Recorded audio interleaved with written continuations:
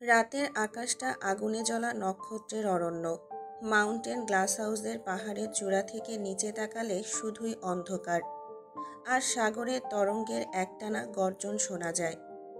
এই পাহাড়ের পাথুরে ঘর পেরিয়ে আজ তিনজন এক বড় অভিযানে বের হবে, জ্যাসপার, থারিনিয়াস আর আলবিরা। পাহাড়ের চূড়ায় দাঁড়িয়ে জ্যাসপার, থারিনিয়াস আর আলবিরা একে অপরের দিকে তাকিয়ে সংকেতের অপেক্ষায়। মাউন্টেন গ্লাস হাউসের আলো দূর থেকে ক্ষীণতায় হারিয়ে যাচ্ছে। আজকের গন্তব্য বেইজিং, চীনের মিস্টার চেনসিংয়ের ল্যাব, যেখানে ওয়াংলিয়া ডক্টর আর্থার তাদের অপেক্ষায়। জ্যাসপার প্রথমে গভীর নিঃশ্বাস নিয়ে বলল, সবাই প্রস্তুত তো? সব কিছু ঠিকঠাকভাবে করতে হবে। থারিনিয়াস ছোট্ট হাসি দিয়ে জবাব দিল, আমরা প্রস্তুত প্রিন্স অরিজিন। আলবিরা কাঁধ ঝাঁকিয়ে বলল, তাহলে চলো, আজকের রাতটাই হবে আমাদের জন্য পৃথিবীতে সেরা রাত। তিনজনের চোখ এক মুহূর্তের জন্য আকাশের দিকে উঠল, তারপরে একসঙ্গে তাদের দেহ ভিন্ন আকার নিতে শুরু করলো। জ্যাসপারের চেহারা বদলে গেল, বিশাল শক্তিশালী সবুজ ড্রাগনের রূপ নিল। থারিনিয়াসের গাঢ় ধূসর রঙের ড্রাগন রূপ, বিশাল ডানা, আর আলবিরা রূপালী ড্রাগন শরীরে এক সৌন্দর্যের মূর্ত প্রতীক হয়ে উঠল। তারা তিনজন আকাশে উড়ে উঠল, বিশাল ডানা বাতাস কেটে সামনে এগিয়ে যাচ্ছে। সাগরের উপর দিয়ে উঠতে উঠতে তাদের প্রতিটা ডানা ঝাপটায় পানি ছিটকে পড়ছে নিচে। তারা শব্দের চেয়ে দ্রুতগতিতে ছুটে চলেছে। বেইজিংয়ের প্রান্তে পৌঁছাতে খুব বেশি সময় লাগলো না। দূর থেকে শহরের আলোর ঝলকানি দেখা যাচ্ছে। জ্যাসপার গর্জন দিয়ে তাদের সংকেত দিল, নামার সময় হয়েছে, সবাই সাবধান। তারা তিনজন মাটির কাছাকাছি এসে নিজেদের ড্রাগন রূপ থেকে আবার মানব রূপ ধারণ করল। তারা দ্রুত রাস্তার পাশে দাঁড়ানো ডক্টর আর্থারের গাড়ির দিকে এগিয়ে গেল। ডক্টর আর্থার ইতিমধ্যেই প্রস্তুত, চোখে এক ধরনের রহস্যময় চাহনি। জ্যাসপার সংক্ষিপ্ত কণ্ঠে বলল, সব ঠিক আছে? ডক্টর আর্থার হালকা হাসি দিয়ে জবাব দিল, এখন পর্যন্ত সব পরিকল্পনা মাফিকই চলছে। তারা গাড়িতে উঠে বসে। বেইজিংয়ের আলোয় তাদের সামনে অপেক্ষা করছে এক নতুন অধ্যায়, এক রহস্যময় রাতের মিটিং। গাড়িটি ধীরে ধীরে থামল ফিওনার বাড়ির সামনে। চারপাশের পরিবেশ ছিল স্তব্ধ, একদম নীরব। পুরো বাড়ি জনমানবহীন, এক অদ্ভুত শূন্যতায় ভরা।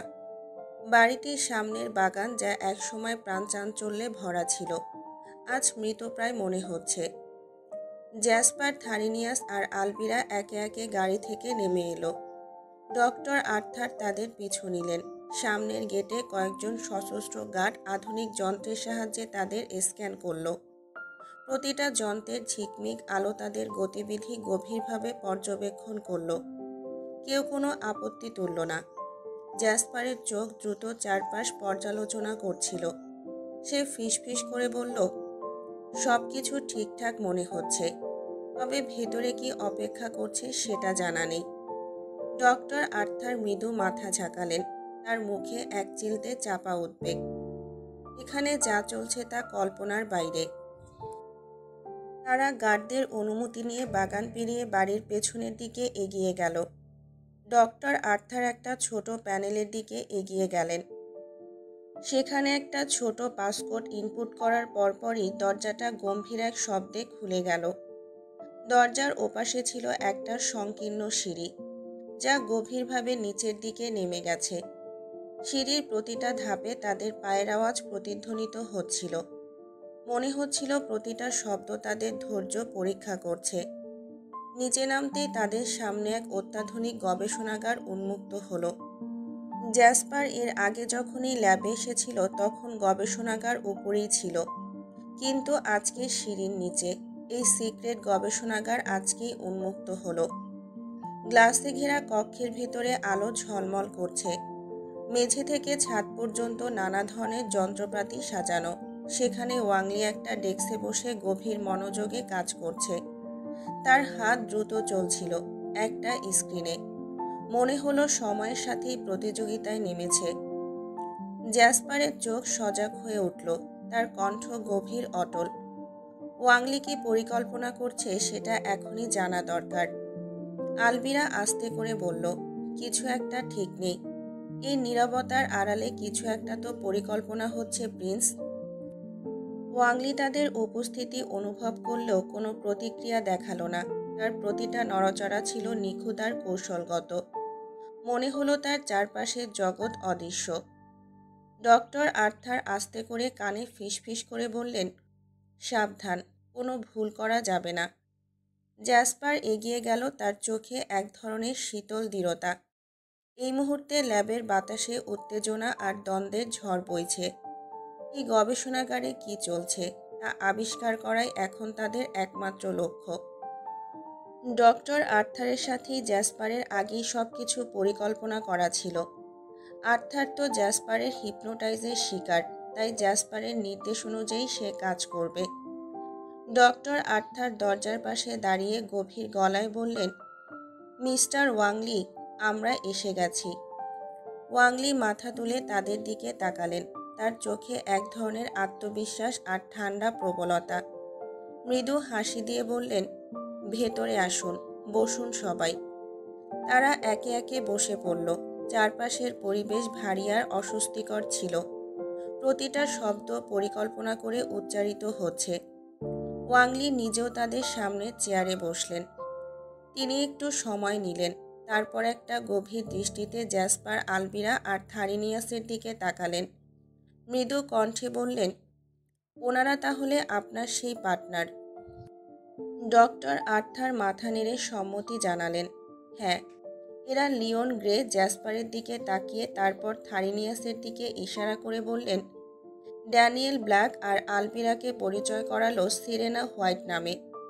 পরিচয়ের সময় তিনজনকে অন্য নামে পরিচিত করালো। তাদের আসল পরিচয় গোপন থাকলো। ওয়াংলি তাতে বিন্দুমাত্র অবাক হলেন না। তার মুখে সেই একই নিয়ন্ত্রিত অভিব্যক্তি। কিছুক্ষণ নীরব থাকার পর ওয়াংলি সোজাসাপটা গলায় বললেন, আমাদের হাতে খুব বেশি সময় নেই, আজ দ্রুত শেষ করতে হবে। কারণ আপনারা জানেন ওই ড্রাগনটার ভাই এখনো পৃথিবীতে আছে। ও যতদিন আছে ততদিন ঝুঁকি কমছে না। তার ঠোঁটের কোণে এক ধরনের কৌশলী হালকা হাসি ফুটে উঠল। তাই আজ রাতেই অ্যাথিরিয়নের সমস্ত শক্তি সঞ্চয় করার কাজ শেষ করতে হবে। আমি প্রয়োজনীয় সব ব্যবস্থা করেই রেখেছি। আমাদের আর দেরি করা যাবে না। জ্যাসপারের ঠোঁটের কোণে সামান্য টান পড়ল। তার চোখে এক ঝলক রহস্যময় দৃঢ়তা ফুটে উঠল। ভেতরে ভেতরে তার মন অস্থির হয়ে উঠল। বাইরে থেকে সে স্থির ছিল। তার দৃষ্টিতে চ্যালেঞ্জের আভাস ফুটে উঠল। এরই মাঝে এক অবর্ণনীয় নীরবতা ঘিরে ফেলেছিল। হঠাৎ জ্যাসপারের কণ্ঠে শোনা গেল তীক্ষ্ণ জিজ্ঞাসু এক প্রশ্ন, মিস্টার চেনসিং কোথায়? ওয়াংলির চোখের কোণে এক ঝলক চিন্তা ভাসিয়ে ঠান্ডা স্বরে জবাব দিলেন, সে চেয়েছিল ড্রাগনটাকে মুক্ত করতে, তার নাতনিকে ফিরিয়ে আনতে। তারই উদ্দেশ্য আমার জন্য বিপজ্জনক ছিল, তাই তাকে আটকে রাখা হয়েছে। ওয়াংলির কথা এক মুহূর্তে বাতাসে ভেসে উঠল, আর পুরো ঘরটি যেন ঘুরে দাঁড়িয়েছিল এক অদৃশ্য উত্তেজনার সাথে। জ্যাসপারের চোখে কোনো অনুভূতি ছিল না, শুধু ছিল তীক্ষ্ণ দৃষ্টি, যেটি প্রত্যেকটা শব্দ গভীরভাবে শোষণ করছিল। থারিনিয়াস নিচু স্বরে আলবিরার দিকে ফিসফিস করে বলল, সব কিছু ঠিকঠাক মনে হচ্ছে, কিন্তু এতটা নির্বিঘ্ন কেন? কোনো ফাঁদ আছে কিনা দেখতে হবে। আলবিরা গম্ভীর মুখে মাথা নাড়ল। রাতের আবরণে তাদের লক্ষ্য যতই স্পষ্ট হয়ে উঠছে, ততই উত্তেজনার ঘনঘটা ছড়িয়ে পড়ছে চারপাশে। জ্যাসপার পকেটের ভেতর আঙুল চালিয়ে অনুভব করল তার আনা ডিভাইসটি। সায়েন্টিস্ট হ্যাক মডিউল, ভেনাসের অত্যাধুনিক প্রযুক্তির গর্ব। ছোট্ট হেক্সাগোনাল আকৃতির এই ধাতব চিপটি দেখতে খুবই সাধারণ, কিন্তু এর ক্ষমতা ছিল অপ্রতিরোধ্য। ধাতব পৃষ্ঠে ভেনাসীয় প্রাচীন চিহ্ন খোদাই করা, যার মাঝখানে একটা নীলচে আলো ক্ষীণভাবে জ্বলছিল। ল্যাবের নিরাপত্তা বেষ্টনীর মাঝে বসে থাকা এই ডিভাইস ছিল জ্যাসপারের একমাত্র ভরসা। জ্যাসপার ডিভাইসটি পকেটের ভেতর আড়াল করে রাখল। সায়েন্টিস্ট হ্যাক মডিউল অ্যাক্টিভ করার জন্য এটা সঠিক সময় নয়। পরিকল্পনা মাফিক এগোতে হবে। ওয়াংলি যাতে কিছু আঁচ করতে না পারে সেটাই সবচেয়ে গুরুত্বপূর্ণ। তার ঠোঁটে হালকা হাসি খেলে গেল। এখন তাকে অপেক্ষা করতে হবে সঠিক মুহূর্তের জন্য। ওয়াংলি ইতিমধ্যে নির্দেশ দিয়েছে অ্যাথিরনকে সামনে আনার জন্য। ল্যাবের ভেতর ভারী যন্ত্রপাতির আওয়াজ ধীরে ধীরে জোরালো হয়ে উঠল। কাচের দেয়ালের ওপারে দেখা গেল একটা বড় কাচের ধাতব বাক্স ধীরে ধীরে উপর থেকে নেমে আসছে।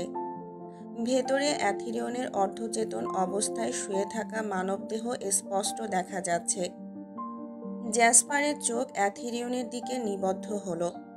অ্যাথিরিয়নের গা নীল রং ধারণ করেছে, তবে হালকা আঁশগুলো নিস্তেজ হয়ে গেছে। তার ভেতরের শক্তি শুকিয়ে গেছে। পাশে থারিনিয়াস আর আলবিরা নিঃশব্দে দাঁড়িয়ে রইল। তাদের ভঙ্গিমায় সতর্কতা। ওরা জানত যে কোনো মুহূর্তে পরিস্থিতি জটিল হতে পারে। ওয়াংলি গর্বিত ভঙ্গিতে বলল, অ্যাথিরনের শক্তি সম্পূর্ণরূপে সঞ্চয় করার জন্য সমস্ত প্রস্তুতি সম্পন্ন। আজকে রাতে আমরা এক নতুন যুগের সূচনা করব। জ্যাসপার ঠান্ডা চোখে ওয়াংলির দিকে তাকালো। চেয়ারের পেছনে হেলান দিয়ে মৃদু হেসে বলল, নিশ্চিতভাবেই আজকের রাত্রি ঐতিহাসিক হবে। তবে আগে আমাদের কাজটা নিখুঁতভাবে করতে হবে, তাই না মিস্টার ওয়াংলি? ওয়াংলি তার কথায় একমত জানিয়ে সায় দিল। তার পুরো মনোযোগ এখন অ্যাথিরিয়নের দিকে। এই ফাঁকে জ্যাসপার তার পকেটের ভেতর ডিভাইসটি অ্যাক্টিভ করল। ছোট্ট নীলালো এক মুহূর্তের জন্য জ্বলে উঠল আর তৎক্ষণাৎ নিভে গেল। ডিভাইসটি এখন পুরো ল্যাবের সিস্টেমে নিঃশব্দে প্রবেশ করছে, কোনো অ্যালার্ম না বাজিয়ে। জ্যাসপার জানে ডিভাইসটি ধীরে ধীরে পুরো নেটওয়ার্ক হ্যাক করে ফেলবে। তবে আপাতত তাকে ধৈর্য ধরে অপেক্ষা করতে হবে। তার লক্ষ্য অ্যাথিরিয়নকে মুক্ত করা। আর সেই সুযোগটি তৈরি হবে ঠিক তখনই যখন ওয়াংলি তার নিজের পরিকল্পনা বাস্তবায়নে ব্যস্ত থাকবে। ল্যাবের ভেতর নিস্তব্ধতা নেমে আসে। এক মুহূর্তের জন্য চারপাশের সব কিছু স্থির হয়ে গেল। জ্যাসপারের পকেটের ডিভাইসটি তার কম্পন শুরু করেছিল, ঠিক যেন নিজেকে প্রস্তুত জানান দিতে। মুহূর্তেই ডিভাইসটি সক্রিয় হয়ে পুরো ল্যাবের সিস্টেমে প্রবেশ করল। কাচের বাক্সের ভেতরে রাখা অ্যাথিরিয়নের উপরে সুরক্ষামূলক রাসায়নিক আবরণ ধীরে ধীরে তার কার্যকারিতা হারাতে শুরু করল। গ্লাসের নীল রেখাগুলো দ্রুত নিস্তেজ হয়ে গেল। এর সাথে সাথেই পুরো ল্যাবের আলো এক ঝলক জ্বলে উঠে নিভে যায়। হঠাৎ করেই সবকিছু অন্ধকার। ওয়াংলি হতবাক হয়ে গেলেন। এটা কি হচ্ছে? সিস্টেম তো নিখুঁত ছিল। তিনি আতঙ্কে চিৎকার করলেন তার গার্ডদের দিকে তাকিয়ে। জ্যাসপার তার সুযোগ কাজে লাগালো। অন্ধকারে তার চোখগুলো সবুজ আভা ছড়ালো, যা তাকে শিকারীর মতো পথ দেখালো। সে এক নিঃশব্দ লাফ দিয়ে ওয়াংলির সামনে উপস্থিত হলো। এবার তোমার পালা, জ্যাসপার গর্জে উঠল, তার ড্রাগনের শক্তি পুরোপুরি উন্মুক্ত করে। থারিনিয়াস আর আলবিরা নিজেদের অবস্থান নিয়ে দ্রুত গার্ডদের সামাল দিতে শুরু করলো। ওয়াংলি পালানোর চেষ্টা করল। ওয়াংলি পালানোর জন্য পা বাড়াতেই জ্যাসপার ড্রাগনের অসাধারণ গতি দিয়ে তার সামনে এসে দাঁড়ায়। তোমার আর পালানোর উপায় নেই, গম্ভীর কণ্ঠে বলল সে। জ্যাসপার এক হাতে মেঝেতে পড়ে থাকা একটা ভাঙা ধাতব টুকরো তুলে নিল। সেটি ছিল ল্যাবের একটা ভেঙে যাওয়া সরঞ্জামের অংশ। সে শক্তভাবে ওয়াংলির হাত ধরে পেছনের দিকে মোচড় দিল। ওয়াংলি যন্ত্রণায় কুঁকড়ে উঠল। থারিনিয়াস, একটু সাহায্য লাগবে, জ্যাসপার নির্দেশ দিল। থারিনিয়াস দ্রুত এগিয়ে এসে ল্যাবের একটা ধাতব তার এনে দিল। এটি ছিল বৈদ্যুতিক তারের একটা মজবুত অংশ, যা জ্যাসপার দ্রুততার সাথে ওয়াংলির কবজি জুড়ে শক্ত করে পেঁচিয়ে বাঁধল। ওয়াংলি ফোঁস করে বলল, তোমরা কিছুই করতে পারবে না। আমি পুরো ল্যাবের নিয়ন্ত্রণে ছিলাম, আর এখন সব ধ্বংস হয়ে যাবে। জ্যাসপার ঠান্ডা হাসল। তোমার পরিকল্পনা ধ্বংস হয়েছে ওয়াংলি। এখন দেখো কিভাবে আমরা তোমার তৈরি দুঃস্বপ্ন থেকে অ্যাথিরিয়নকে মুক্ত করি। এরপর জ্যাসপার নিশ্চিত করল বাঁধন এমনভাবে শক্ত করা হয়েছে যে ওয়াংলি 1 ইঞ্চিও নড়তে পারবে না। এদিকে সিস্টেম ধ্বংস হয়ে যাওয়ার সাথে সাথে অ্যাথিরিয়নের বন্দি গ্লাস বাক্স পুরোপুরি ফেটে গেল। অ্যাথিরিয়নের দেহ নিস্তেজ থেকে ধীরে ধীরে নড়াচড়া শুরু করলো। তার চোখ খুলে গেল সেই মুহূর্তেই জ্যাসপার বুঝতে পারল যুদ্ধ শুরু হয়েছে। জ্যাসপার আর এক মুহূর্তের জন্য দেরি না করে দ্রুত আর দৃঢ়ভাবে নির্দেশ দিল, এখনই ল্যাব থেকে বের হতে হবে আমাদের। তার কণ্ঠে কোনো আবেগ ছিল না, একেবারে নিঃশব্দ অথচ শক্তিশালী। তার চোখের পলকও ফেলল না। মুহূর্তের মধ্যেই সমস্ত পরিস্থিতি বিশ্লেষণ করে নিয়েছে। ডক্টর আর্থার, থারিনিয়াস, আলভিরা সবাই তৎক্ষণাৎ তার নির্দেশ অনুসরণ করল। দ্রুততার সাথে ল্যাব থেকে বেরিয়ে যাওয়ার প্রস্তুতি নিল। এই সময় কিছুই আর বদলাবে না, সমস্ত কিছু শেষের দিকে পৌঁছানো হয়ে গেছে। অ্যাথিরিয়নের দুর্বল নিস্তেজ মানবদেহ থারিনিয়াস তার কাঁধে তুলে ধরে অদৃশ্য হয়ে যাচ্ছে ল্যাবের প্রতিটা কোণ থেকে। জ্যাসপার ছিল সেই একমাত্র যার নজর সর্বত্র ছিল। তার দৃঢ় মনোভাব আর শারীরিক শক্তি একত্রে কাজ করছে। সে সবার নিরাপত্তা নিশ্চিত করতে চায়। কিন্তু এদিকে ওয়াংলি, যিনি এই মুহূর্তে চিৎকার করছে, তার হাহাকার কোনো সীমানা মানে না। আমাকে বাঁচাও, আমাকে ফেলে যেও না প্লিজ। ওয়াংলির গলা কাঁপছে, চোখে দুঃখ আর রাগ। কিন্তু জ্যাসপারের দৃষ্টি তার দিকে একটু তাকানো ভুলে গিয়েছিল। তার চোখে কোনো দয়া বা করুণা ছিল না। তার ভেতরে ছিল এক ধরনের গ্লাডিয়েটধারী মনোভাব, যে জানে শত্রুদের জন্য কোনো জায়গা নেই। ড্রাগন প্রিন্স জ্যাসপার অরিজিন কাউকে মাফ করে না, এক কঠোর স্বরে বলে ওঠে জ্যাসপার। তার কথায় শেষ সিদ্ধান্ত ছিল অনেকটা পাথরের মতো, যেন কোনো কিছুর বিরুদ্ধে দাঁড়িয়েছিল। সে আর সময় নষ্ট করতে চাইছিল না।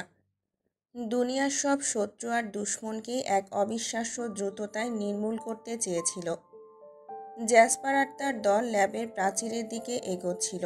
চূড়ান্ত বিপদের মুহূর্তে যখন একের পর এক দরজা বন্ধ হয়ে যাচ্ছিল, সময় আর খালি ছিল না, শুধুমাত্র এক অবিচল সিদ্ধান্তকে বাস্তবে পরিণত করার মুহূর্ত ছিল। আলভিরা থারিনিয়াসের হাত ধরে দ্রুত চলছিল। তার চোখে এক ধরনের চিন্তা ছিল, কিন্তু এখন কোনো কিছু ভাবার সময় ছিল না। অবশেষে তারা ল্যাব থেকে বেরিয়ে এলো রাস্তায়। এদিকে ল্যাবের ভেতর থেকে এতটা তীব্র বিস্ফোরণের শব্দ এলো যে মনে হলো পুরো স্থলটি কেঁপে উঠল। জ্যাসপার জানত তার পরিকল্পনা অনুযায়ী এখন প্রতিটা অংশ পুড়ে যাবে, সব কিছু ধ্বংস হয়ে যাবে, আর যতটুকু প্রয়োজনীয় ছিল তাও বিলীন হয়ে যাবে। যেভাবে ধ্বংস হবে ল্যাব, সেভাবে প্রমাণগুলো মুছে যাবে। আর সে জানত এতে একাধিক সমস্যাও সৃষ্টি হবে। তবে যেহেতু এর ফলাফল জানানো সম্ভব নয়, তাই সিদ্ধান্ত নেওয়া তাকে বাধ্য করেছিল। ওয়াংলি এখনও চিৎকার করে যাচ্ছে, তার যন্ত্রণা, তার অক্ষমতার সব কিছু ভেঙে পড়ছে। কিন্তু জ্যাসপার, থারিনিয়াস, আলভিরা, ডক্টর আর্থার তাদের গন্তব্যে পৌঁছানোর জন্য নির্বিঘ্নে চলে যাচ্ছিল। তাদের পিছু নিয়ে আর কেউ নেই, শুধু নিঃশব্দ ধ্বংসের পেছনের কাহিনী রয়ে গিয়েছিল। অ্যাথিরিয়নের অচেতন দেহ গাড়ির উপর রাখা হলো। তার শ্বাস প্রশ্বাস কঠিনভাবে চলছিল, শরীরের এক কোণে দুর্বলতা স্পষ্ট।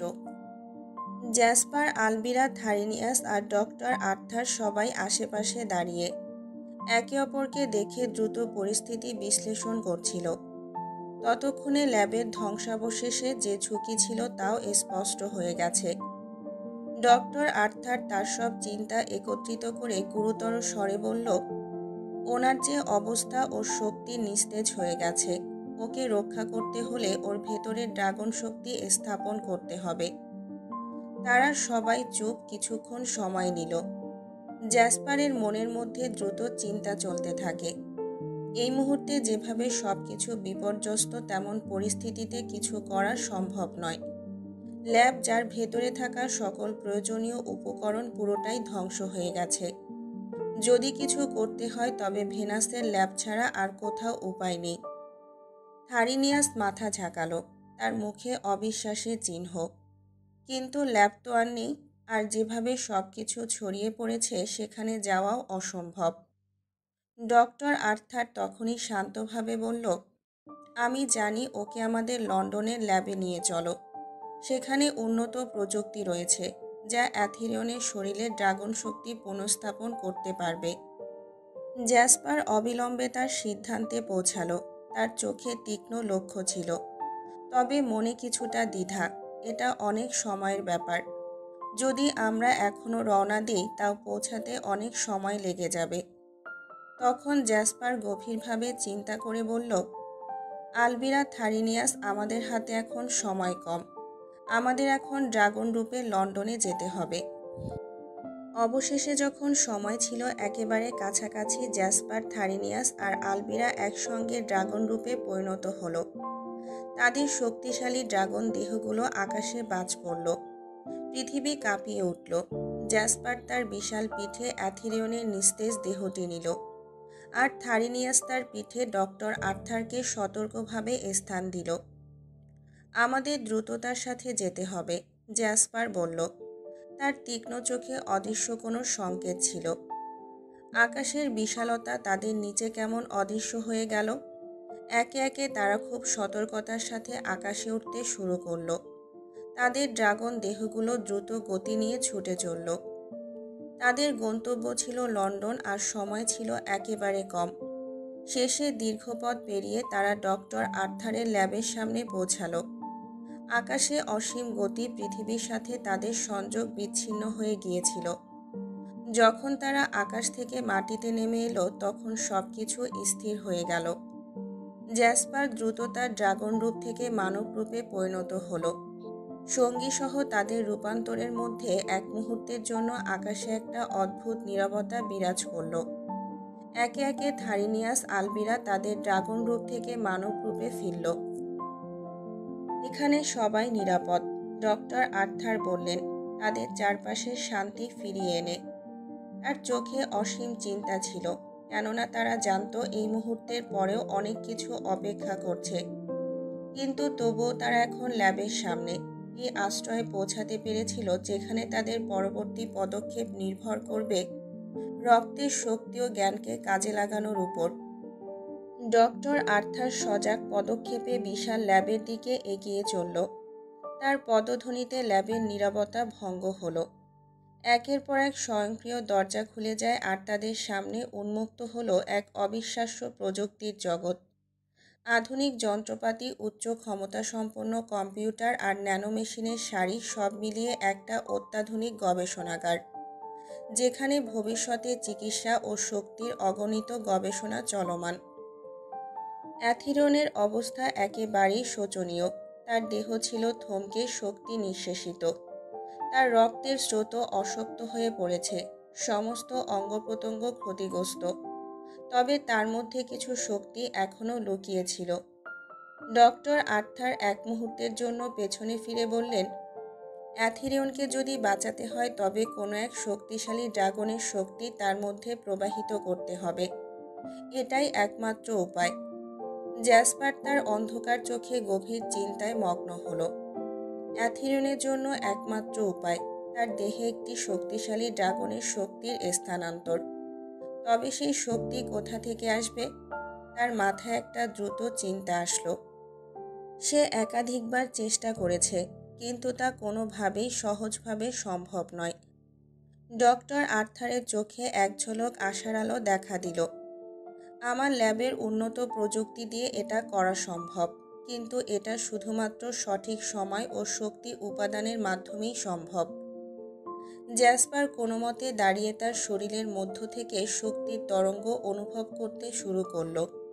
তার শরীরে অশান্তি চলছিল, কিন্তু সে জানত অ্যাথিরিয়নকে বাঁচাতে এখন একমাত্র পথ এটাই। আমি ট্রান্সফার করব, জ্যাসপার গম্ভীর কণ্ঠে বলল। ডক্টর আর্থার দ্রুত সরঞ্জাম আর ন্যানো রোবটগুলো প্রস্তুত করার জন্য নির্দেশনা দিল। তিনি একটা শক্তিশালী বায়ো রিজেনারেশন চেম্বারের দিকে নির্দেশ করলেন। এটি ছিল একটি অত্যাধুনিক প্রযুক্তি যা জীবন্ত কোষের গঠন পুনর্গঠন করতে পারে। চেম্বারের মধ্যে স্নাতক প্রযুক্তি আর শক্তিশালী সেলুলার মেশিন ছিল, যা অল্প সময়ের মধ্যে শক্তি পুনরুদ্ধার করতে সক্ষম। জ্যাসপার ডক্টর আর্থার এথিরিয়নকে নিয়ে সেই চেম্বারে প্রবেশ করল। জ্যাসপার তার শরীরের শক্তি একত্রিত করতে শুরু করল। অদৃশ্য শক্তির তরঙ্গ বয়ে যাচ্ছিল তার শরীরের মধ্যে। অ্যাথিরিয়নের শরীরে প্রবাহিত হওয়ার জন্য শক্তির অণুকণার প্রবাহ একত্রিত হচ্ছিল। অ্যাথিরিয়নের রক্তে প্রবাহিত শক্তি পেতে একটা বিশেষ বায়ো এনার্জি কন্ট্রোল সিস্টেম ব্যবহার করতে হবে। এখন যন্ত্রপাতিগুলো কাজ শুরু করলো। একটা ক্রিস্টাল স্পিনার যা শক্তির তরঙ্গ সঞ্চালন করবে চেম্বারের মাঝখানে উজ্জ্বল হয়ে উঠল। ক্রিস্টালটির মধ্যে আলো পরিবর্তন হতে শুরু করলো, যার ফলে শক্তির তরঙ্গ দ্রুত এথিরিয়নের রক্তে প্রবাহিত হতে শুরু করলো। অ্যাথিরিয়নের কোষগুলো সংকুচিত হয়ে আবার প্রসারিত হতে লাগলো। তার শরীরের মধ্যে শক্তির রূপান্তর শুরু হলো। জ্যাসপার তার হাত বাড়িয়ে দিল আর তার ড্রাগন শক্তি সরাসরি অ্যাথিরিয়নের ভেতরে প্রবাহিত হতে লাগলো। এতে শক্তি তরঙ্গ একাধিক কোষের মধ্যে প্রবাহিত হতে শুরু করলো আর তার শক্তি বৃদ্ধি পেতে থাকলো। কিন্তু এক্ষেত্রে সমস্যা ছিল। অ্যাথিরিয়নের শরীর যতই শক্তি গ্রহণ করুক, তার নিজস্ব শক্তির পরিমাণ এখনও অনেক কম ছিল। তাই সঠিক সমন্বয় প্রয়োজন ছিল। ডক্টর আর্থার একটা বিশেষ মেশিন ব্যবহার করলেন, যা অ্যাথিরিয়নের শরীরের প্রতিটা কোষের সাথে সঙ্গতি রেখে শক্তির ট্রান্সফার প্রক্রিয়া শুরু করলো। মেশিনের ভেতর থেকে একটা আলোকিত তরঙ্গ অ্যাথিরিয়নের দেহের কোষগুলোতে প্রবাহিত হতে শুরু করলো। তার রক্তে দ্রুত ন্যানো রোবটগুলোর প্রবাহ বৃদ্ধি পেল, যার শক্তির সঙ্গে তার শরীরের বিকিরণ আর পুনর্গঠন প্রক্রিয়া শুরু করলো। এই প্রক্রিয়া চলাকালীন ড্রাগনের শক্তি ক্রিস্টালগুলো কন্ট্রোল করছিল শক্তির সঞ্চালনে। একে একে তারা শক্তির সম্পূর্ণ ধারায় প্রবাহিত হয়ে অ্যাথিরিয়নের ক্ষতিগ্রস্ত কোষগুলো পুনর্জীবিত করতে শুরু করলো। কয়েক মিনিটের মধ্যেই অ্যাথিরিয়নের শরীরের মধ্যে শক্তিশালী চাঞ্চল্য সৃষ্টি হতে লাগলো। জ্যাসপার ধীরে ধীরে মনোযোগীভাবে শক্তি সঞ্চালন করছিল। তার হাত দিয়ে শক্তির তরঙ্গ প্রবাহিত হচ্ছিল আর অ্যাথিরিয়ন গভীর নিঃশ্বাস নিল। তার শরীরে শক্তির অনুভূতি ফিরে এসেছিল। তার রক্ত আরও উত্তেজিত হচ্ছিল আর তার স্নায়ুতন্ত্র আবারও সচল হচ্ছিল। এভাবে জ্যাসপার শক্তির স্থানান্তর প্রক্রিয়া সম্পন্ন করলো আর তাকে নতুন শক্তি দান করলো। অ্যাথিরিয়ন ধীরে ধীরে তার চোখ খুলল। প্রথমে তার চারপাশে সবকিছু ঝাপসা লাগছিল, তবে আস্তে আস্তে দৃশ্যগুলো পরিষ্কার হতে শুরু করলো।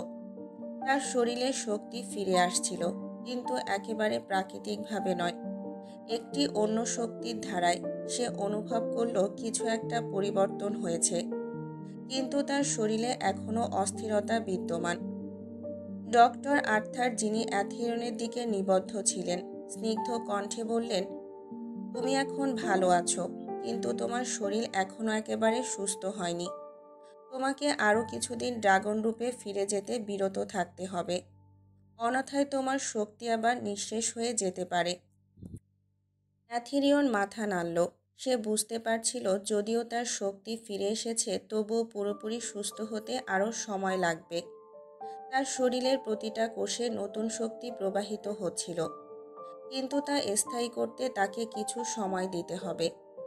এদিকে জ্যাসপার তার শক্তির অতিরিক্ত প্রবাহের প্রভাবে অসুস্থ হয়ে পড়ছিল। তার শরীর ক্রমাগত দুর্বল হয়ে যাচ্ছিল। সে জানত যে অ্যাথিরিয়নের শরীরের শক্তি স্থানান্তর করা সহজ নয়, আর নিজেকে অনেক বেশি ক্ষতি করে ফেলেছে।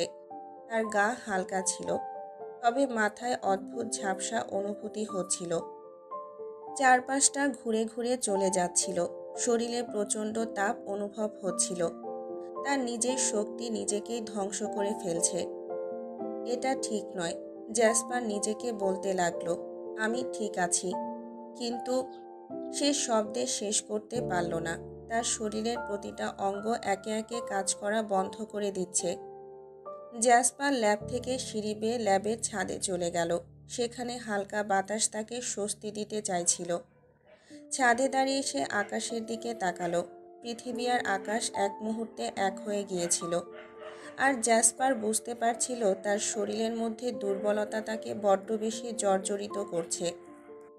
প্রচণ্ড গরম অনুভূতি হচ্ছে। ঘূর্ণায়মান মাথা নিয়ে সে অস্থিরভাবে নিঃশ্বাস নিল। তার পিঠের সমস্ত মাংস যেন ক্লান্তিতে ঝুলছিল, আর মাথার মধ্যে পেঁচানো অনুভূতিটি বাড়ছিল। ছাদের প্রশান্ত পরিবেশে জ্যাসপার এক মুহূর্তের জন্য সবকিছু ভুলে গেল। তার শরীরের অস্বস্তি, মাথার ঘূর্ণন সবকিছু কিছুটা হলেও থেমে গেল। সে শুধু এক টুকরো শান্তি খুঁজছিল। আর হঠাৎ সেখানে তার সামনে একটা অসম্ভব দৃশ্য ঘটল। কোথা থেকে যেন এক ছোট্ট পাখি উড়ে এসে তার হাতের তালুর মধ্যে স্থির হয়ে দাঁড়ালো। পাখিটি এতই ছোট যে যেন এক টুকরো রেশমের মতো, অত্যন্ত নরম, প্রায় স্বচ্ছ। জ্যাসপার ঠিক বুঝতে পারছিল না কিভাবে এই পাখিটি তার কাছে এসেছে কিংবা এর বিশেষত্ব কি। পাখিটি যেন একটা ছোট্ট রত্ন, যা পৃথিবী থেকে সরাসরি তার হাতে এসে পড়েছে। তার অদ্ভুত রঙিন পালকগুলো কিরকম আলোকিত হয়ে উঠছিল, যেন আকাশের তারাদের আলো তার শরীরে ফুটে উঠছে। জ্যাসপারের অনুপস্থিতি টের পেয়ে তখনই আলবিরা ধীর পদক্ষেপে ছাদে প্রবেশ করল, তার মুখাবয়বে তীব্র আগ্রহ। জ্যাসপারের হাতে পাখিটিকে দেখেই বিস্মিত হয়ে বলল, প্রিন্স অরিজিন, এটা তো সেই পাখি, পৃথিবীর সবচেয়ে ছোট পাখি, হার্মিংবার্ড। জ্যাসপার অবাক হয়ে হাতের তালু আরও একটু উঁচু করল, যেন পাখিটি আরও স্পষ্টভাবে দেখতে পারে। তার চোখে যেন এক অদ্ভুত মুগ্ধতা ভর করল। এই ক্ষুদ্র জীবটি পৃথিবীর এক কোণায় এত ছোট অথচ এত সুন্দর। জ্যাসপারের চোখের সামনে মুহূর্তের জন্য একটা দৃশ্য ভেসে উঠল, যা তার মনকে গভীরভাবে স্পর্শ করেছিল। সে মনে করল সেই দিনটি, যেদিন প্রথমবার ল্যাবের ভেতরে ফিওনার সামনে সে তার ড্রাগন রূপে উপস্থিত হয়েছিল। ফিওনা তখন তার সামনে ছিল ঠিক তেমন, যেমনই হার্মিংবার্ড, ছোট, কোমল আর রেশমের মতো নরম।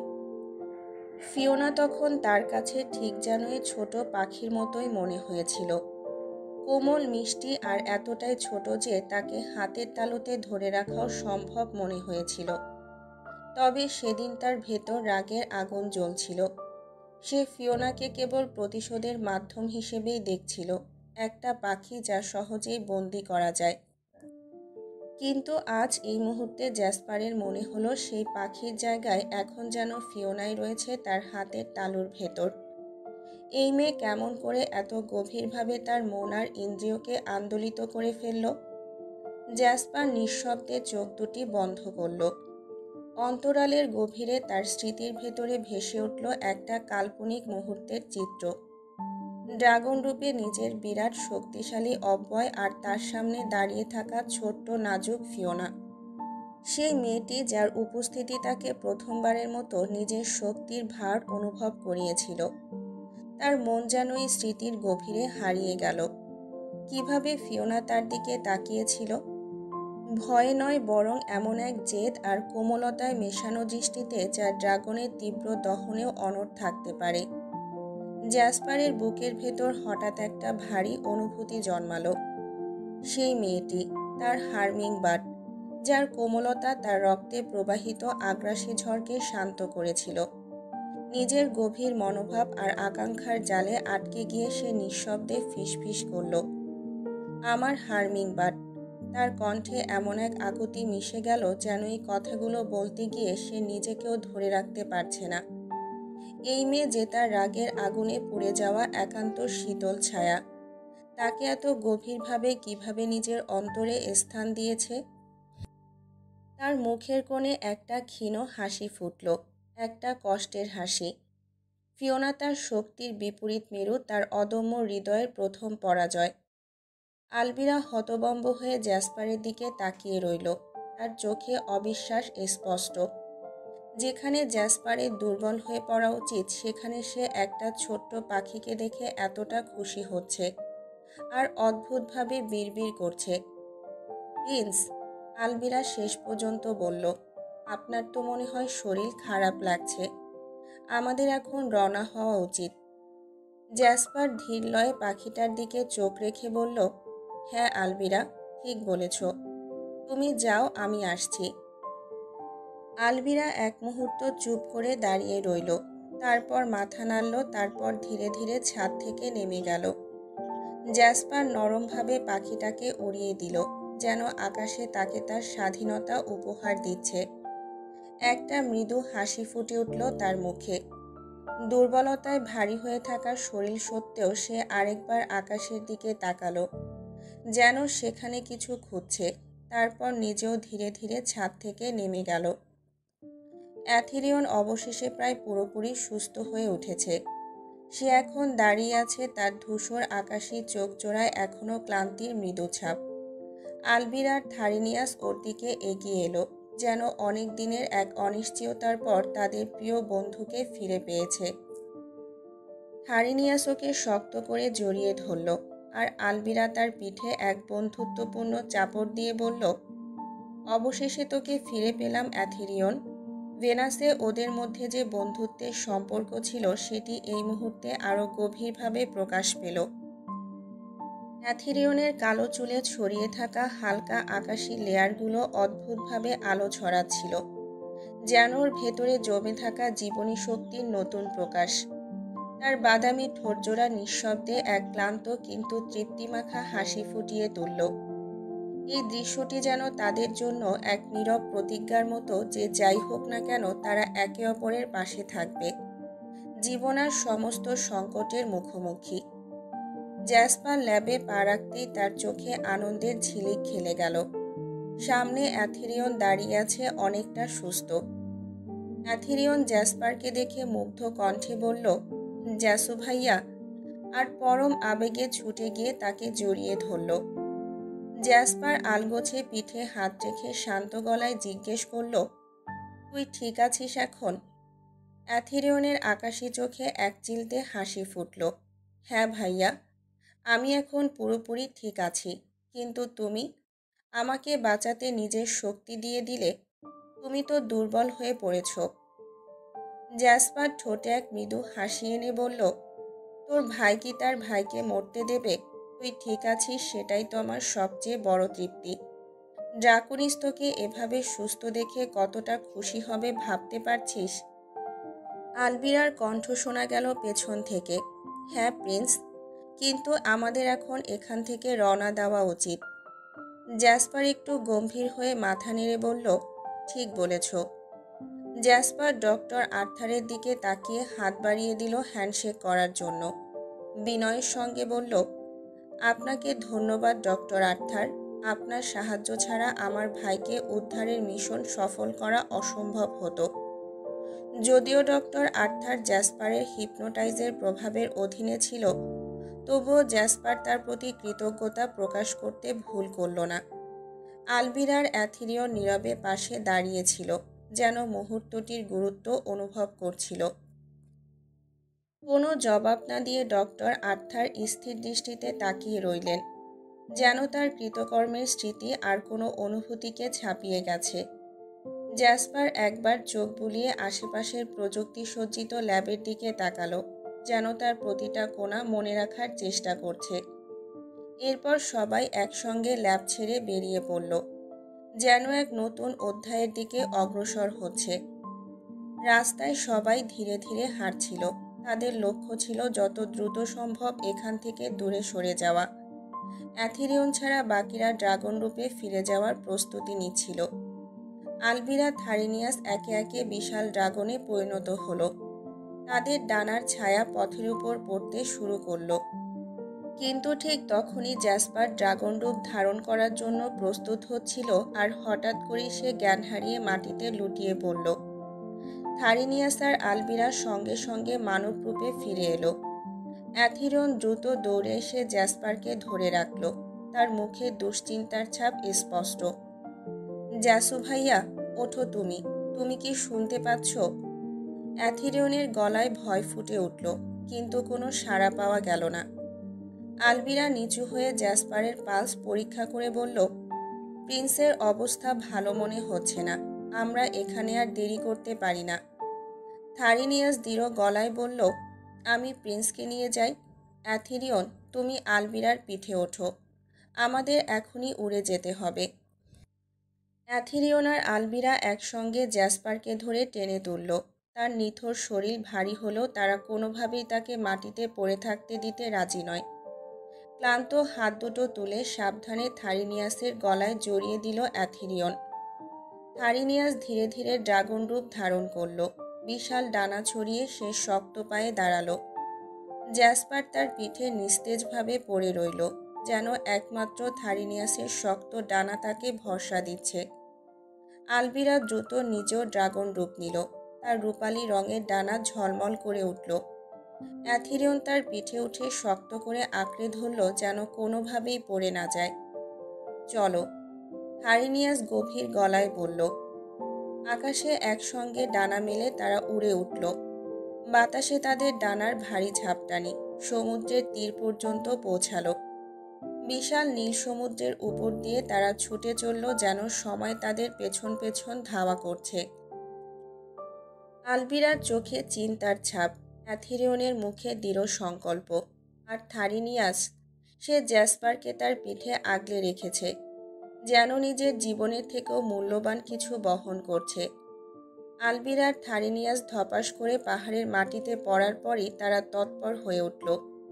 নিস্তেজ জ্যাসপারকে হাতে ধরে পাহাড়ের পথে নামালো। ভোরের আলো পাহাড়ের শিখর ছুঁয়ে যাচ্ছিল। পাহাড়ে কম্পনের শব্দে অ্যাকুয়ারা আর ফিওনা বুঝে যায় তারা যে ফিরে এসেছে। অ্যাকুয়ারা তখনই লিভিং রুমে ছিল, কিন্তু ফিওনা নিজের কক্ষে। পাহাড়ের ভূমি কাঁপিয়ে আগমন বুঝে অ্যাকুয়ারা দ্রুত বাইরে এলো। জ্যাসপারকে সেই অবস্থায় দেখে তার মুখে দুশ্চিন্তার ছাপ স্পষ্ট হয়ে উঠল। তবে অ্যাথিরিয়নকে দেখে তার চোখে এক ঝলক স্বস্তির ছায়া ফুটে উঠল। অ্যাথিরিয়ন ততক্ষণে দৌড়ে এসে অ্যাকুয়ারাকে জড়িয়ে ধরেছে। তার ক্লান্ত চোখ আর ভাঙা কণ্ঠের মধ্যেও ছিল তীব্র আনন্দ, যেন সে বুঝতে পেরেছে যে এই দুঃস্বপ্নের পথ পেরিয়ে তারা সবাই নিরাপদে ফিরেছে। সবাই মিলে জ্যাসপারকে গ্লাস হাউসে নিয়ে গেল। ক্লান্ত আহত জ্যাসপারকে বিছানায় শুইয়ে দেওয়ার সময় সবাই নীরব ছিল। তাদের চোখে উদ্বেগের ছায়া, কিন্তু হৃদয়ে ছিল আশার ক্ষীণ আলো। থারিনিয়াস আর এথিরিয়ন দেরি করল না। জ্যাসপারকে শুইয়ে দিয়ে দুজন দ্রুত ল্যাবের দিকে রওনা দিল। তাদের লক্ষ্য একটাই, ড্রাকোনিসের সঙ্গে যোগাযোগ করে এই পরিস্থিতির সমাধান খুঁজে বের করা। আলবিরা দৃঢ়কণ্ঠে অ্যাকুয়ারাকে নির্দেশ দিল, তুমি সেই ভেষজ ওষুধটি তৈরি করতে শুরু করো। তবে আজই ওষুধ কাজ করবে কিনা তা জানি না, তবুও চেষ্টা করা দরকার। অ্যাকুয়ারা মাথা নেড়ে তৎক্ষণাৎ নিজের কাজে লেগে গেল। আলবিরা একটু দাঁড়িয়ে থেকে চারপাশে তাকালো, যেন নিশ্চিত হতে চাইছে আর কিছু বাকি নেই। এরপর সে দ্রুত ফিওনার কক্ষের দিকে রওনা দিল। ফিওনা তখন বিছানায় চুপচাপ শুয়েছিল। দরজা খুলে আলবিরা ভেতরে ঢুকতেই তার গম্ভীর কণ্ঠ ভেসে এলো, এই মেয়ে, শোনো। ফিওনা চমকে উঠে বসে জিজ্ঞাসু চোখে তাকালো। আলবিরা এক মুহূর্ত থেমে বলল, প্রিন্সের কক্ষে যাও, আমি ল্যাবে যাচ্ছি। হাউসে এই মুহূর্তে আর কেউ নেই, উনি কক্ষে একা, আর তার শরীর মোটেও ভালো নেই। ওর পাশে কেউ থাকা দরকার। ফিওনার মুখে চিন্তার ছাপ ফুটে উঠল। এক মুহূর্ত অপেক্ষা না করে সে বিছানা থেকে উঠে দাঁড়ালো। আলবিরা ততক্ষণে কক্ষ থেকে বেরিয়ে ল্যাবের পথে পা বাড়িয়েছে। ফিওনা ধীরে ধীরে পা ফেলতে ফেলতে জ্যাসপারের কক্ষে পৌঁছালো। জ্যাসপারের কক্ষে প্রবেশ করতেই তার চোখে পড়ল জ্যাসপার বিছানায় শুয়ে অচেতন, কপালে ঘামের বিন্দু। তার শরীর যেন একদম দুর্বল হয়ে পড়েছে। ফিওনার মনটা ভীষণভাবে চিড়চিড়ে হয়ে উঠল। সতর্ক পায়ে এগিয়ে এসে ফিওনা ধীরে সুস্থে জ্যাসপারের পাশে বসে। ফিওনা নিঃশব্দে এক দৃষ্টি ফেলল জ্যাসপারের অচেতন মুখের উপর। চাঁদের আলো আর কক্ষের মৃদু ল্যাম্পশিডের হালকা সোনালি আভা মিশে তার মুখটা যেন আরও মলিন, আরও ক্লান্ত মনে হচ্ছিল। সেই অচেতন অবস্থায় জ্যাসপারের মুখে যে এক ধরনের গভীর অবস্থা, যেন সে পৃথিবী থেকে দূরে চলে গেছে। ফিওনার হৃদয়কে আরও অস্থির করে তুলল। ফিওনার মন এবং শরীর যেন এক অদ্ভুত আকর্ষণে আবদ্ধ হয়ে পড়েছিল। জ্যাসপারের শারীরিক অবস্থা দেখে, তার অচেতন মুখ দেখে মনে এক অজানা জিজ্ঞাসা জেগে উঠেছিল। সেই দিনটি মনে পড়ছিল যখন জ্যাসপার অসুস্থ ছিল আর তার চুমুতেই সুস্থ হয়ে উঠেছিল। তখন সে জানত না কি ঘটেছিল, কিন্তু আজ যেন সবকিছু স্পষ্ট হয়ে উঠেছিল। ফিওনা তার হৃদয়ের গভীর অনুভূতির দিকে তাকালো, যেন কোনো অদৃশ্য টান তাকে এই মুহূর্তে একদিকে পরিচালিত করছে। সে জানত একমাত্র এই চুমুই সম্ভব তাকে সুস্থ করে তোলার, আর কিছু নয়। তার অস্থির হাতে সে ধীরে ধীরে জ্যাসপারের মুখের কাছে এসে বসল। চোখে কিছু ছিল, কিছু অনির্দেশিত কিন্তু প্রগাঢ়। এক নিঃশব্দ শক্তিতে বাধা পড়া তার ঠোঁট আস্তে করে জ্যাসপারের ঠোঁটের দিকে এগিয়ে গেল। এটাই ছিল এক মুহূর্তের সিদ্ধান্ত, কোনো সন্দেহ বা দ্বিধা ছাড়া। তার অজান্তেই হৃদয়ের তাগিদে সে জানত এটাই একমাত্র উপায়। ফিওনা জ্যাসপারের ঠোঁট জোড়ার সাথে নিজের ঠোঁট মেলালে অতি ক্ষুদ্র এক মুহূর্তের জন্য যেন পৃথিবী থেমে গিয়েছিল। তার মুখ থেকে নিঃশব্দ একটা শ্বাস প্রশ্বাস বের হলো, আর সেই শ্বাসে কোনো এক অজ্ঞাত শক্তি ছিল। এটি ছিল না কোনো সাধারণ চুমু, এটা ছিল একটা অদৃশ্য যোগসূত্র, এক অপ্রত্যাশিত সংযোগ যা ফিওনার শরীরের ভেতর থেকে বেরিয়ে এসে জ্যাসপারের শরীরে প্রবাহিত হচ্ছিল। এটা ছিল এক ধরনের মেলবন্ধন, যা তার কোষের ভেতরে বায়োকেমিক্যাল প্রবাহ ছড়িয়ে পড়ছিল। এই শক্তি যেন এক ধরনের জীবনদায়ী তরঙ্গ হয়ে জ্যাসপারের শিরায় শিরায় প্রবাহিত হতে শুরু করলো। ধীরে ধীরে জ্যাসপারের চোখের পাতা কাঁপতে শুরু করলো। তার দেহের প্রতিটা কোষ যেন নতুন করে সচল হয়ে উঠছিল। তার শরীরে শক্তি ফিরছিল। ফিওনা খুব অল্প সময়ের জন্য হলেও অনুভব করলো যে কিছু অসম্ভবভাবে জাদুকরি ঘটছে, আর তা তার নিজের চুমুর মাধ্যমেই। জ্যাসপার একটু একটু করে চোখ খুলল। তার মুখে এক গভীর অনুভূতি ফুটে উঠল। জ্যাসপারের চোখের পাতা ধীরে ধীরে সরে গিয়ে তার গভীর অলিভ গ্রিন চোখ দুটো ফিওনার দিকে তাকালো। সেকেন্ডের মধ্যে সময় যেন থেমে গেল। তাদের দৃষ্টি একে অপরের মধ্যে আটকে গেল। ফিওনার বুকের ভেতর অস্বস্তির সঙ্গে এক অজানা টান উকি দিল, যেন কোনো শক্তি তাকে এই অদ্ভুত সংযোগে আটকে রাখছে। ফিওনা নড়তে চাইল, উঠে যাওয়ার প্রস্তুতি নিল। তার শরীরের প্রতিটা কোষে যেন একটা উত্তাপ ছড়িয়ে পড়ছে। কিছু একটা হচ্ছিল যা সে বুঝতে পারছিল না, কিন্তু তার সত্ত্বেও তার মন কোনোভাবেই থামছিল না। জ্যাসপারের চোখে ধীরে ধীরে একটা অন্ধকার টান ফুটে উঠল। তার হাত ফিওনার চুলের মুঠি আঁকড়ে ধরে তাকে তার কাছে আরো কাছে টেনে আনলো। তার কানের কাছে আবেশী কণ্ঠে জ্যাসপার বলল, হার্মিংবার্ড, আরো বায়োকেমিক্যাল লাগবে। এরপর তার ঠোঁট ফিওনার ঠোঁটে আঁচড়ে পড়ল, প্রথমে খুব ধীরে, এক ধরনের অপ্রত্যাশিত কোমলতা নিয়ে। তারপর এক মুহূর্তের মধ্যে চুম্বনটা গভীর হয়ে উঠল। ফিওনার শ্বাস আটকে গেল। তার শরীরের সমস্ত শক্তি যেন এক জায়গায় জমে গিয়েছিল, আর তার মধ্যে এক অদ্ভুত শিহরণ ছড়িয়ে পড়ছিল। সারা দুনিয়া কেমন থেমে গিয়েছিল, আর শুধুমাত্র এই চুমু, এই স্পর্শ, এই টান একমাত্র সত্য হয়ে উঠল। জ্যাসপারের এক হাত ফিওনার কোমর থেকে তার পিঠ পর্যন্ত বিচরণ করে যাচ্ছে। প্রতিটা মুহূর্তে তার স্পর্শ যেন আরও গভীর, আরও তীব্র হয়ে উঠল। ফিওনার শরীর এক অজানা শিহরণে কাঁপছিল। তার সমস্ত অনুভূতি যেন একসঙ্গে জাগ্রত হয়ে উঠল। জ্যাসপার তার চুল আরও শক্ত করে মুঠো চাপ দিল, যেন তাকে আরও কাছে টানতে চায়। আর ফিওনার ঠোঁটের মধ্যে এক তীব্র চুম্বন রেখে নিজের সব কিছু উজাড় করে দেয়। জ্যাসপার তার ঠোঁটগুলো ফিওনার ঠোঁটে আরও গভীরভাবে স্থির করে। ধীরে ধীরে নিজের ঠোঁটের গহ্বরে ফিওনার জিভকে টেনে নিল। তাদের শ্বাস একে অপরের মধ্যে মিশে গেল, আর প্রতিটা স্পর্শ যেন তাদের হৃদয়ের গতি ত্বরান্বিত করে। তার জিভ ধীরে ধীরে ফিওনার জিভের সাথে মেলে, এক অদ্ভুত অনুভূতিতে ভরিয়ে দিল তাদের দুজনকে। তাদের ঠোঁট আর জিভ একে অপরকে শুষে নিতে লাগলো। ফিওনার শরীর থেকে এক অস্বাভাবিক উত্তাপ বেরিয়ে আসলো। তার শ্বাস দ্রুত হতে লাগলো। তার চোখ বন্ধ হয়ে গেল। জ্যাসপার আরও গভীরভাবে তার ঠোঁটগুলো ফিওনার ঠোঁটে শোষণ করতে শুরু করলো।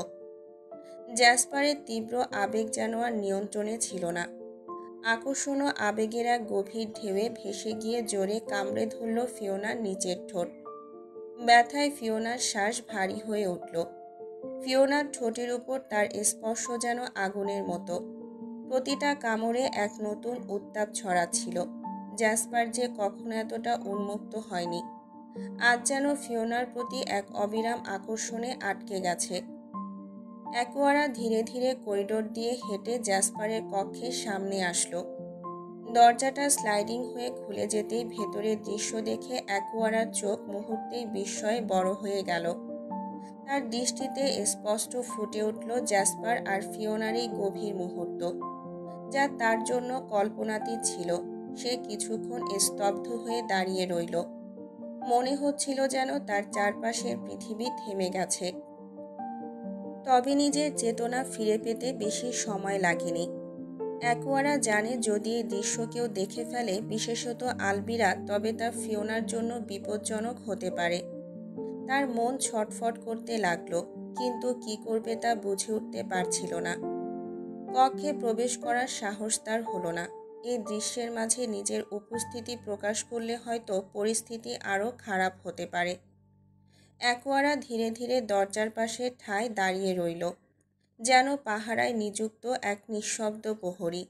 তার হাত ঘামছিল, তার হৃদস্পন্দন দ্রুত হচ্ছিল। মাথায় শুধু একটা চিন্তাই ঘুরছিল, আলবিরার থারিনিয়াস যেন এই মুহূর্তে এখানে না আসে।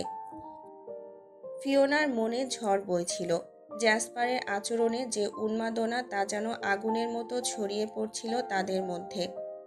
জ্যাসপারের এমন উগ্র আচরণ ফিওনার কাছে এখন অসহনীয় লাগছিল। ছাড়ুন আমাকে, ফিসফিস করে বলে উঠল ফিওনা, কিন্তু জ্যাসপারের চোখে যেন অন্য এক পৃথিবীর প্রতিফলন। তার সবুজ চোখ দুটো আগুনের মতো জ্বলছিল, আর তার মুখে কোনো ভ্রুক্ষেপের ছাপ ছিল না। কিপ সাইলেন্ট হার্মিংবার্ড, গম্ভীর অথচ রুদ্ধস্বরে বলে উঠল জ্যাসপার। তার কণ্ঠে এমন এক আধিপত্যের সুর ছিল যা ফিওনাকে মুহূর্তের জন্য স্তব্ধ করে দিল। ফিওনা পুনরায় নিজেকে ছাড়াতে চাইল, কিন্তু জ্যাসপারের হাতের শক্তি ছিল অবিশ্বাস্য।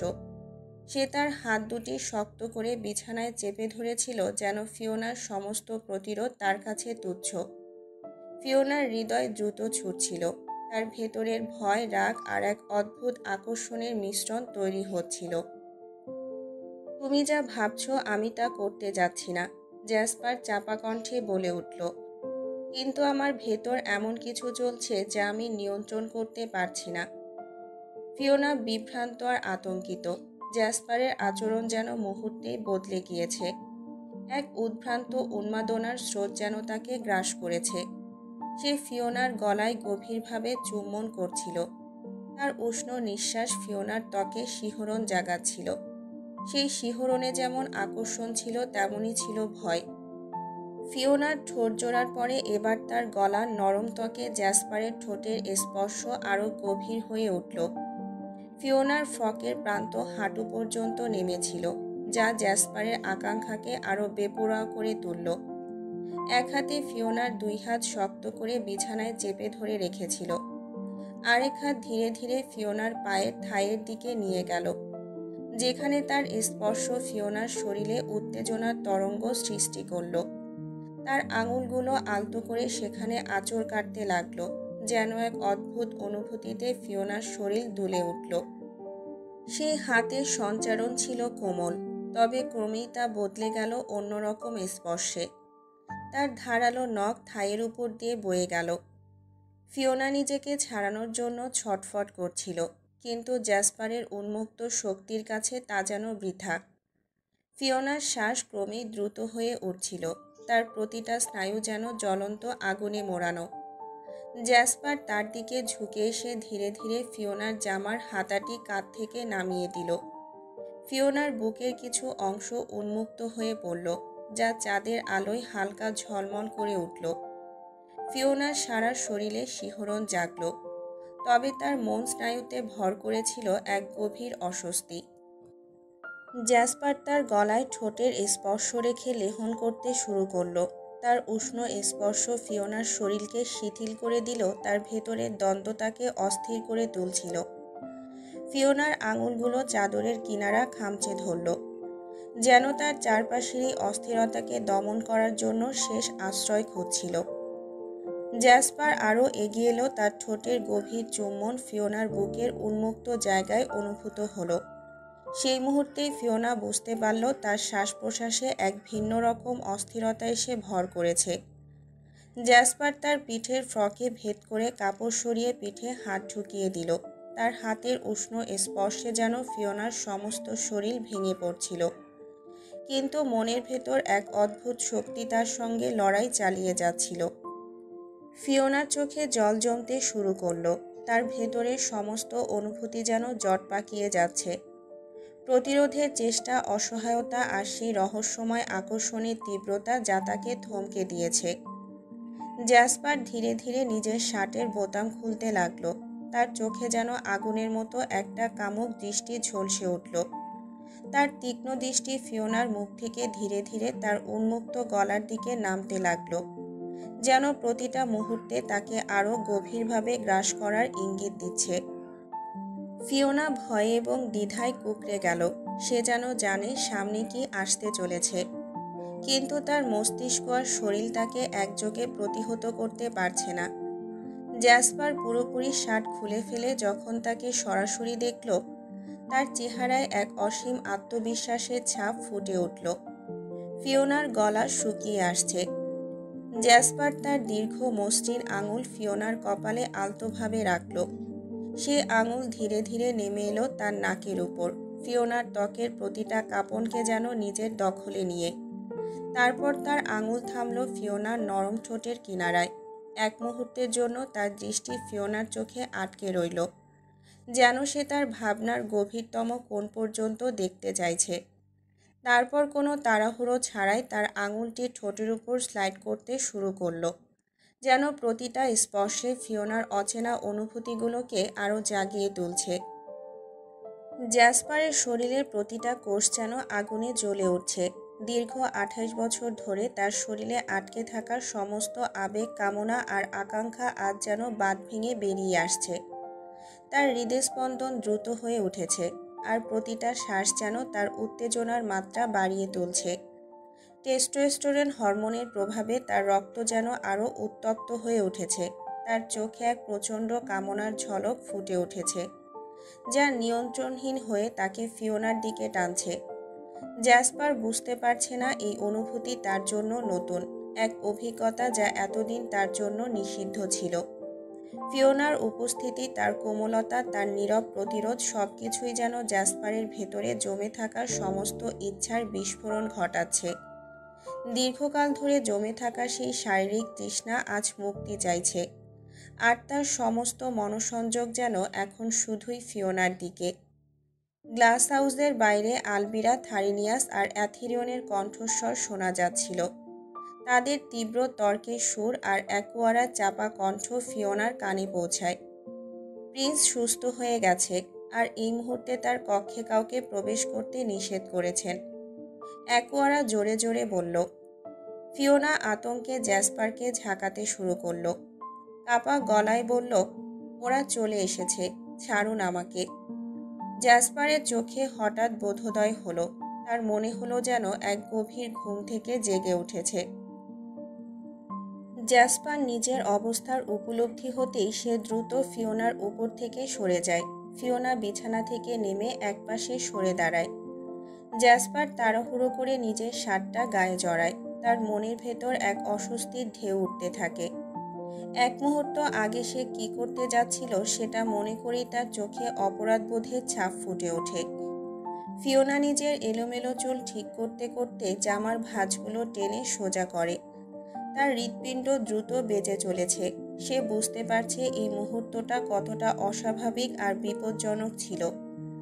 জ্যাসপার এক কোণে দাঁড়িয়ে ফিওনার দিকে তাকালো।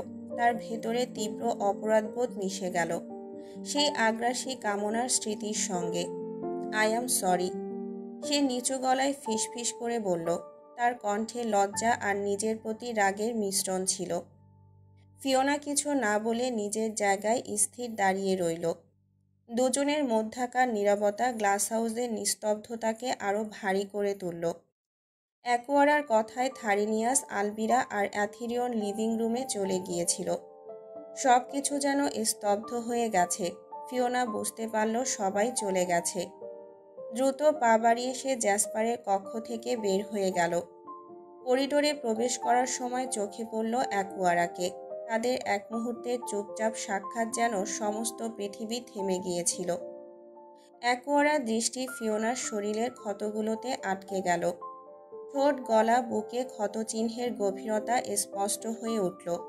তার মনে এক অদ্ভুত চিন্তা চলে এলো। এটা যদি কেউ দেখে ফেলে? সেই মুহূর্তে কিছুই বলল না, শুধুই চুপ করে দাঁড়িয়ে রইল। ফিওনা নিঃশব্দে নিজের কক্ষের দিকে চলে গেল, যেন কিছুই ঘটেনি। তার মুখের উপর একটা নীরব আত্মবিশ্বাস, কিন্তু গভীর ভেতরে যেন তার মনে এক অস্বস্তি ছিল। অন্যদিকে জ্যাসপার বিছানায় বসেছিল, তার মাথা নিচু, চোখে অস্থিরতার ছাপ। অদ্ভুত এক ধ্বংসাত্মক চিন্তা তার মনকে গ্রাস করেছিল।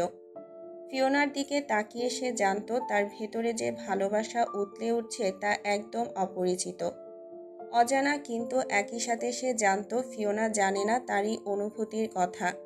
আরও ভয়াবহ ছিল, সে বুঝতেও পারছিল না ফিওনা তাকে ভালোবাসে কিনা। তার মধ্যে এক প্রচণ্ড দ্বন্দ্ব শুরু হয়ে গেল। কি করা উচিত ছিল? ফিওনার সঙ্গে যা করল সেটা কি ফিওনা আদৌ মানতে পারবে? তার মনের গভীরে এক গভীর দ্বিধা তাকে তাড়া করছিল, যা জ্যাসপারকে শঙ্কিত করে তুলেছিল। তার মনে গুঞ্জন হচ্ছিল, আমি ফিওনাকে যে ভালোবাসি এটা তো আর ফিওনা জানে না। সে কি আমাকে ভুল বুঝবে? জ্যাসপারের চোখে এক ধরনের অক্ষমতা ফুটে উঠেছিল, এমন এক অন্ধকার যেখান থেকে মুক্তি পাওয়া সম্ভব নয়। ফিওনাকে ভালোবাসার কথা জানানোর আগে এক বিপদগামী মুহূর্তে তার মধ্যে উতলে ওঠা এক অপ্রতিরোধ্য আকাঙ্ক্ষা জ্যাসপারকে এমন একটি পথ বেছে নিতে বাধ্য করেছিল যেখান থেকে ফিরে আসা কঠিন ছিল। ফিওনার সঙ্গে যা ঘটেছে তা ছিল স্রেফ এক স্বপ্নের মতো, অবচেতনে এক অবর্ণনীয় অনুভূতির তাড়নায় যা তার মাথাকে বেঁধে ফেলেছিল। কিন্তু যখন সেসব মুহূর্তের স্মৃতি একে একে তার মননে ভেসে উঠল, তার হৃদয়ে একটা অসহ্য ভার অনুভূত হলো। কি করেছি আমি? মাথায় এই প্রশ্নটাই শুধু ঘুরছিল। জ্যাসপার জানত সে ফিওনাকে খুব ভালোবাসে, অথচ তা জানাতে আগে এতটা এগিয়ে যাওয়ার কোনো মানে ছিল না। এখন যখন সে নিজেই নিজের সাথে লড়াই করছে, এক অদ্ভুত অনুতাপ অনুভব করছে। তার মনে হচ্ছে সে ফিওনাকে এক অজানা ভয়ঙ্কর পরিস্থিতিতে ঠেলে দিয়েছে। আমি কি তাকে ক্ষতিগ্রস্ত করেছি? এই চিন্তা তার মনকে ভেঙে ফেলছিল। ফিওনার প্রতি তার অনুভূতি সঠিক সময়ে প্রকাশ না করতে পারার দুর্বিষহ বোধ তাকে ঘিরে ধরেছিল। ফিওনার সাথে এক মুহূর্তের তীব্র রোমান্স তার জন্য অভিশাপ হয়ে দাঁড়িয়েছিল। তখনও সে জানত না ফিওনা কি তার অনুভূতি বুঝতে পেরেছে বা কখনো তাকে অনুভব করতে পারবে। মুহূর্তেই জ্যাসপার তার চিন্তাগুলো একপাশে ঠেলে দিয়ে একদিকে মাথা ঝাঁকিয়ে দ্রুত ল্যাবের দিকে এগিয়ে যায়। ড্রাকোনিসের সাথে তার আলোচনার জন্য মনস্থির করে।